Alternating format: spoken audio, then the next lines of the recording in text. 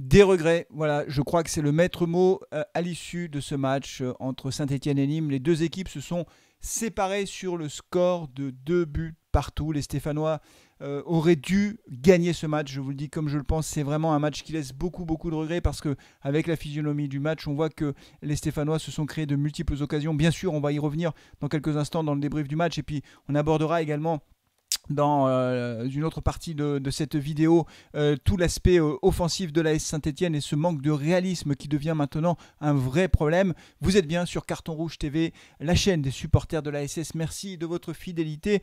Je vous propose de démarrer tout de suite cette vidéo avec le débrief de ce match nul à Geoffroy Guichard.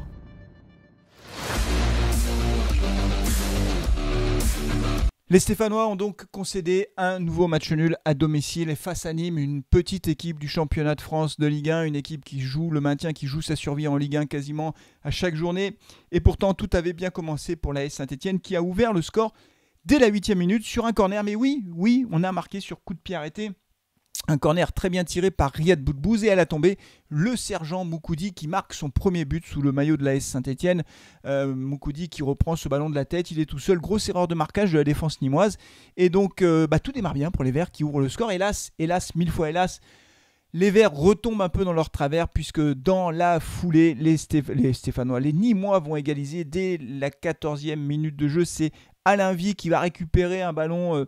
Il récupère un ballon sur un contre favorable. Il faut dire les choses telles quelles, mais la défense stéphanoise n'est pas irréprochable sur ce coup-là. Ça se goupille mal pour la défense stéphanoise et Alain Vie se retrouve un peu par hasard avec ce ballon dans les pieds à l'entrée dans la surface de réparation face à Jesse Moulin. Il frappe en force, Moulin ne peut rien faire sur ce ballon et donc ça fait un partout. Tout est à refaire pour l'AS Saint-Etienne et les Stéphanois ont fait une première mi-temps, je trouve, plutôt bonne dans l'animation offensive. Ils se sont créés beaucoup d'occasions. On peut citer l'occasion de Kazri sur un très bon centre d'Arnaud Nordin, centre tendu de Nordin. Kazri qui est tout seul au second poteau, qui reprend du plat du pied droit sans contrôle, mais il ne cadre pas sa frappe, ce qui fait que les Stéphanois sont toujours tenus en échec sur leur terrain. Et là, on arrive à la 36e minute. Romain Mouma se fait faucher par René dans la surface. C'est un penalty pour l'AS Saint-Etienne. Il y aurait dû y avoir un autre penalty avant, toujours pour une faute sur Romain Mouma. L'arbitre, Monsieur Le Sage, non seulement n'avait pas sifflé penalty sur Romain Mouma, mais en plus lui a donné un carton rouge pour simulation, ce qui pour moi est scandaleux parce que quand on regarde l'action au ralenti, il y a vraiment une faute. Romain Mouma est accroché. Toujours est-il que les Verts bénéficient enfin d'un penalty à la 36e minute de jeu. Et qui va le tirer? C'est Riyad Boudbouz qui tire ce penalty. J'étais en live évidemment et au moment où j'ai vu que Riyad Boudbouz prenait son élan, je ne le sentais pas du tout ce penalty pour une raison simple, c'est que Riyad Boudbouz n'a pas pris d'élan, il a pris 2 pas d'élan. Et ça c'est un problème parce que quand on prend 2 pas d'élan, on ne tire pas fort un penalty. Ça veut dire qu'on est obligé de très bien le placer, de faire en sorte qu'il soit hors de portée du gardien parce que le gardien, sur un penalty, moins le penalty est tiré fort finalement, puis il a de chances de l'arrêter. Alors évidemment, on en parlera du penalty nîmois tout à l'heure, mais en tout cas, je sentais que la course d'élan de Riyad Boudbouz n'était pas formidable et malheureusement, je ne me suis pas trompé. René repousse le penalty de Boudbouz, ce qui fait que les Stéphanois et les Nîmois retournent au vestiaire à la mi-temps sur ce score de 1 but partout.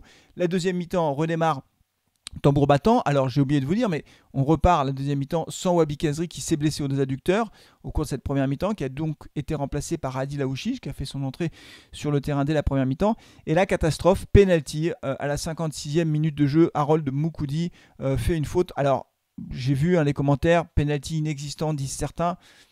Bon, ça se discute. Honnêtement, je pense que ça se discute. Moi, j'ai quand même le sentiment qu'il y a une faute de Moukoudi parce qu'il fait une obstruction, en fait. La faute, elle est volontaire ou pas, peu importe. Il fait une obstruction et en plus, il laisse un peu traîner son bras gauche. Donc moi, je pense honnêtement qu'il y avait pénalty, mais dites-moi ce que vous en pensez parce que le débat, visiblement, n'est pas tranché du côté des supporters de l'ASS. Il y en a qui pensent qu'il y avait pénalty, puis il y en a beaucoup qui pensent qu'il n'y avait pas du tout pénalty. Moi, je pense qu'il y a pénalty, voilà, bon, je le dis. Toujours est-il que c'est Ripard qui se charge de tirer ce pénalty et lui, il ne le loupe pas. Ah oui, non, ça, le Nîmois, lui, il pose le ballon et qu'est-ce qu'il fait? Une panenka en plus. Il fait une panenka et il marque et donc Nîmes mène 2-1. C'est le scénario catastrophe. On n'est pas encore à l'heure de jeu que les Stéphanois se trouvent menés sur leur pelouse par l'avant-dernier du championnat. Heureusement, les Verts ne vont pas trop tergiverser longtemps puisqu'ils vont revenir au score, ils vont égaliser 8 minutes après. C'est Arnaud Nordin qui récupère un ballon, une bonne combinaison, un bon ballon de Trauco. Adil Aouchiche laisse passer le ballon et derrière Nordin à l'entrée de la surface enroule sa frappe, un peu comme à Bordeaux, sauf que là c'est une frappe qui a ras de terre. elle est moins bien placée, mais ça suffit pour tremper le gardien nîmois une deuxième fois de la soirée.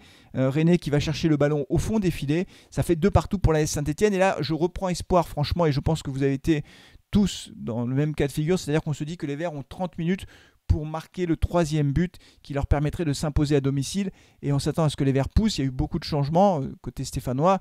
Romain Amouma est sorti. On a fait rentrer Bouanga. On a fait rentrer Crasso également qui faisait son retour sur le terrain après de nombreux matchs où il n'était jamais rentré. Crasso est rentré. On a également Rivera qui est rentré. Lucas Gourna. Bref, on a eu nos 5 changements. Et malheureusement, la domination stéphanoise s'est révélée être une domination stérile. Malgré des occasions, notamment une d'Adil Aouchiche qui a coûté d'ailleurs cher à la photo qui est derrière vous puisque j'ai cassé le cadre. Voilà. On ne le voit pas comme ça, mais j'ai cassé le cadre en reculant la chaise. Bon, c'est comme ça. Mais c'est vrai qu'on n'a pas réussi à se créer l'occasion, en tout cas à marquer ce but qui aurait fait toute la différence. Donc on en reste sur ce score de parité 2 partout qui, moi, me laisse beaucoup de regrets parce qu'encore une fois, des matchs comme ça face à des équipes comme celle-ci, on doit les gagner à la maison. Il n'y a pas le choix. Mais comme cela a été dit par l'un d'entre vous pendant le chat, avec le public, à la maison, un public qui pousse du début à la fin, je pense qu'on aurait gagné ce match. Voilà, c'est ça la réalité, c'est que le public stéphanois nous manque. Et malheureusement, on en restera sur ce score de 2 partout. Mais après, il y a quand même des questions qui se posent. Comment se fait-il qu'on ait réussi à se créer autant d'occasions et à gâcher autant d'occasions? C'est la deuxième partie de Carton Rouge que je vous propose d'aborder tout de suite. Alors c'est un match nul qui laisse évidemment beaucoup de regrets, comme je viens de le dire dans la première partie de cette vidéo. Il n'en reste pas moins qu'il faut quand même s'interroger sur les raisons pour lesquelles on se crée autant d'occasions et pourquoi on n'arrive pas à les mettre au fond. C'est ce que je vais aborder là dans cette deuxième partie de Carton Rouge. Néanmoins, il faut quand même essayer de garder un tout petit point positif. Il y a quand même un point positif malgré tout dans ce match, c'est qu'on enchaîne avec un 5e match sans défaite. Alors certes, ça ne fait qu'un point, c'est hyper frustrant parce qu'on aurait dû gagner ce match 10 fois, on est tous d'accord, mais néanmoins, on est sur 4 matchs nuls et 1 victoire. Et honnêtement, ça fait quand même du bien au classement parce que petit à petit, on gratte les points l'un après l'autre. Mais il ne faut pas se tromper, ce sera difficile jusqu'à la fin de la saison. On va se battre pour rester en Ligue 1 jusqu'à la fin de cette saison. Et donc, chaque point va compter. Donc voilà, ça c'est le premier point. Le deuxième point qui interroge quand même, c'est que défensivement, ça va un peu mieux, même si là, on a pris 2 buts, dont un sur penalty. Mais c'est offensivement, on se crée beaucoup d'occasions et on en gâche mais énormément. Alors, d'abord, le premier point, c'est qu'on se crée des occasions. N'oublions pas quand même qu'il y a encore 6 matchs, 6 journées. Il nous arrivait d'assister à des journées de championnat où la SS n'avait pas un tir cadré. Enfin, ne l'oublions pas. C'est pour vous dire d'où on partait. Dans le jeu, c'était le néant. Aucune occasion. Donc, on peut quand même dire que depuis plusieurs matchs, ça va mieux dans le jeu. Voilà. Une fois qu'on a dit ça, ça n'excuse pas le mauvais résultat face à Nîmes parce que c'est clairement une contre-performance, mais au moins, on se crée des occasions. On a marqué 2 buts, donc c'est pas rien non plus. C'est-à-dire qu'on a marqué 2 buts dans le jeu, un sur coup de pied arrêté et un dans le jeu. On a marqué 2 beaux buts à Bordeaux, ça veut dire que on retrouve progressivement le chemin des filets, mais malgré tout, on rate encore beaucoup trop d'occasions. Alors comment l'expliquer? Bon, l'explication évidemment qui vient tout de suite en tête, c'est qu'on n'a pas de buteur. Alors ça, on est tous d'accord pour le dire. Tant qu'on n'aura pas un attaquant, un vrai neuf, un renard des surfaces capable de marquer comme ça, de la tête, de la cuisse, un buteur, un mec qui est capable de claquer une frappe de 20 mètres, etc. C'est sûr qu'on aura des difficultés à transformer les occasions que nous avons. Donc il nous manque un buteur et vraiment j'espère que au mercato d'hiver, on arrivera à dégager les moyens nécessaires pour recruter un attaquant. Mais recruter un attaquant, c'est très compliqué parce que les bons attaquants coûtent très cher. Et si c'est pour recruter honnêtement un attaquant, un peu le red sauce de l'attaque, ça sert à rien. Recruter un mec qui jouera jamais, qui nous coûte encore 100 000 € par mois ou 200 000 €, je préfère qu'on recrute personne du coup parce que ça coûtera de l'argent au club pour rien. Donc soit on arrive à trouver la perle rare, en gros le Neyou de l'attaque, soit on recrute personne parce que sinon on va perdre notre temps. Mais ce sera donc très difficile de trouver un bon attaquant. Les attaquants sont extrêmement durs à trouver, il n'y en a pas beaucoup et ceux qui sont sur le marché coûtent en général très cher. La deuxième explication, au-delà de l'absence d'attaquants, c'est que les gars qui sont capables de marquer des buts manquent de confiance en ce moment. Je vois que Romain Amouma est un peu moins bien, voilà, et que Denis Bouanga est en cruel manque de confiance. Il ne fait que des mauvais choix, Denis Bouanga en ce moment. Voilà, même après son entrée face à Nîmes, on a vu les centres n'étaient pas bons, mal ajustés. Voilà, il se trompe dans le jeu, ça va pas. Bon, donc premier point, pas d'attaquant. Deuxième point, manque de confiance. Le troisième point peut-être, mais je lance le débat parce que voilà, on est là aussi pour discuter, hein, on n'est pas forcément d'accord, mais je pense aussi malgré tout que Claude Puel a un petit peu changé sa stratégie, c'est-à-dire qu'il a décidé de s'appuyer sur une ossature de l'équipe défensive stable, une ossature stable sur le plan de la défense, c'est-à-dire le même gardien bien sûr, la même défense et les mêmes milieux récupérateurs. Donc ça crée quand même des automatismes. Par contre devant, c'est jamais le même attaquant, c'est jamais la même compo. Il change tout le temps. Il avait changé à Bordeaux, là il a encore changé, il avait changé face à Angers. Et donc du coup, je pense quand même, malgré tout, que ça crée des problèmes dans le jeu. C'est-à-dire qu'un coup, Amouma joue attaquant, un coup il joue pas attaquant, un coup c'est Bouanga qui est attaquant, un coup il n'est pas attaquant.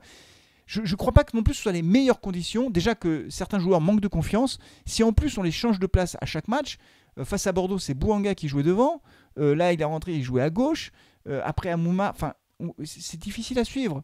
Et c'est vrai que pour les joueurs, c'est pas très facile de s'adapter comme ça à des changements de positionnement permanents. Les joueurs ont besoin d'avoir des repères sur le terrain. Voilà, c'est un peu mon analyse. Alors je ne sais pas si là aussi vous êtes d'accord avec moi ou pas.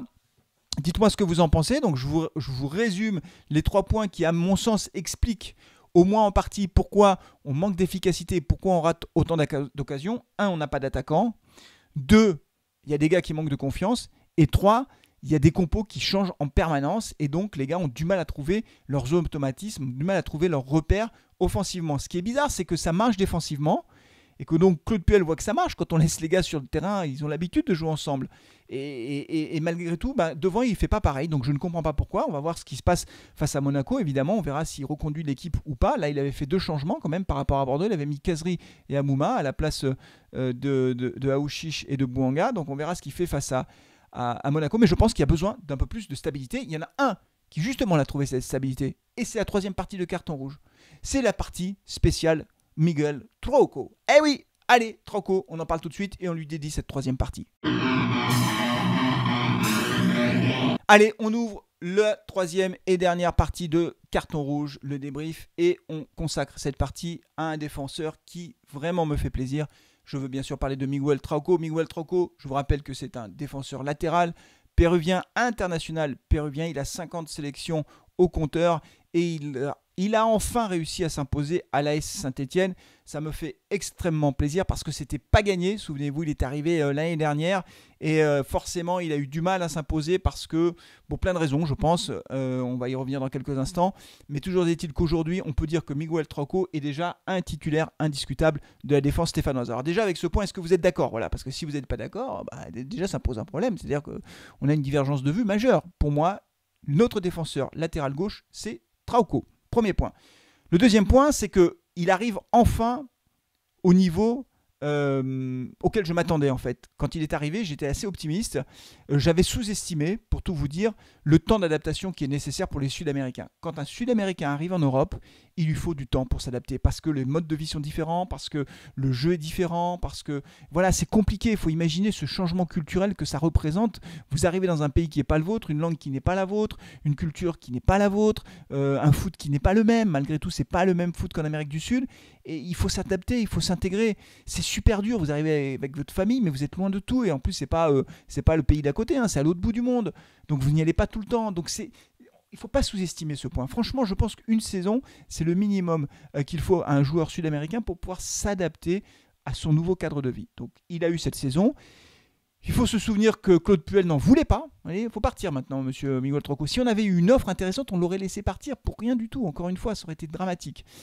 Là, ça y est, je pense que Claude Puel a compris que c'est un joueur qui est extrêmement technique, d'abord, et qui est capable de faire la différence. C'est grâce à lui qu'on marque le 2e but face à Nîmes. C'est grâce à lui qu'on a marqué le 2e but à Bordeaux. Donc il est décisif. Il fait un nombre de centres incroyable. Alors bien sûr, il n'y a personne pour les reprendre puisqu'on n'a pas d'attaquant. Mais le nombre de centres qu'il fait, et vous regardez la qualité de ses centres, à chaque fois c'est hyper propre.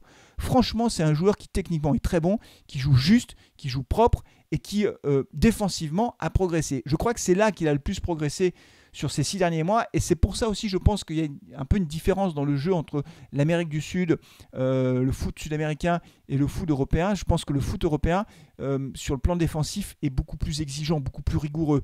En Amérique du Sud, on attend des latéraux qui montent et qui fassent le surplus offensivement. Ça joue beaucoup l'attaque, et c'est vrai que quand il est arrivé, il a eu du mal au début à tenir son rôle défensif. Et à mon avis, c'est pour ça d'ailleurs que Claude Puel ne le voulait pas. C'est parce que défensivement, il avait des passages à vide.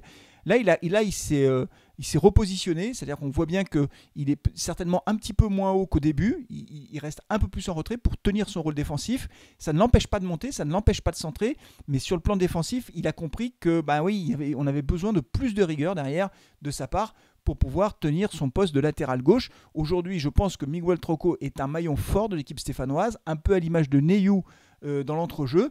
Dites-moi ce que vous en pensez. Dites-moi si vous êtes d'accord avec moi. Est-ce qu'il mérite d'être titulaire ou pas? Est-ce que c'est un joueur qui vous fait plaisir? Moi, ce que j'aime avec ce type de joueur, c'est qu'il peut toujours se passer quelque chose. Voilà. Il y a toujours un moment où il peut y avoir un éclair, quelque chose, une talonnade, une frappe, quelque chose. Voilà. Et moi, j'aime beaucoup les joueurs qui sont un peu imprévisibles comme ça. Bien sûr, il y a du déchet quelquefois, bien sûr, mais c'est pas très grave. Voilà, moi du moment que défensivement il arrive bien à se repositionner et qu'il a repris de la rigueur défensive, et ben moi je dis merci Trauco, il faut qu'il continue comme ça, c'est un des maillons forts de l'équipe, ça devient un des patrons de la défense stéphanoise. Mais là encore, le débat est ouvert et donc dites-moi ce que vous en pensez dans les commentaires de cette vidéo. Je lirai bien sûr les commentaires comme à chaque fois pour savoir si vous êtes d'accord avec moi ou pas. Voilà, c'est tout pour ce débrief. On va se retrouver mercredi pour le live du match face à Monaco, bien sûr. Et puis aussi, je vais certainement lancer une nouvelle émission sur Carton Rouge. Je vous en dis pas plus. Ah non, c'est trop tôt. C'est trop tôt. Il y aura certainement une nouvelle émission sur Carton Rouge TV.